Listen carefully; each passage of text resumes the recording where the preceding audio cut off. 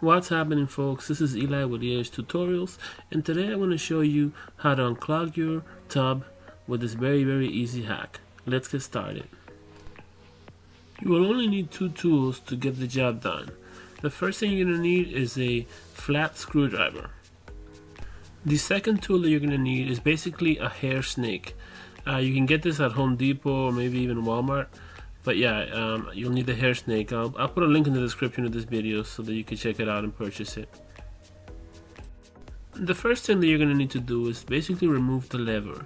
So using your screwdriver, you're going to either have to use a Phillips screwdriver or maybe even a flat, depending on the manufacturer of your lever. You'll need to use that.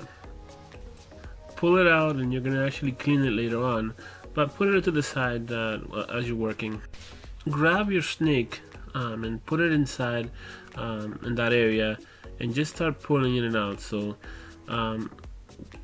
that's pretty much what you have to do, is just pull it and put it as deep as you can. It's very important that you put it there very deeply because it's going to help you get all that hair that's there.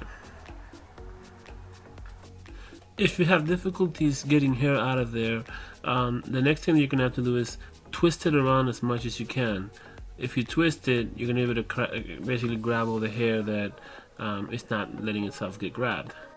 As you work, you will make a mess in this situation, and the best thing you can do is basically just clean it. Take the lever to the bathroom sink and make sure that you clean that as well.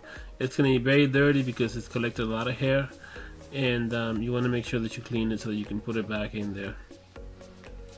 You don't have to use any chemicals or anything like that. You can actually, with the water, just clean it. It'll all get pretty cleared out.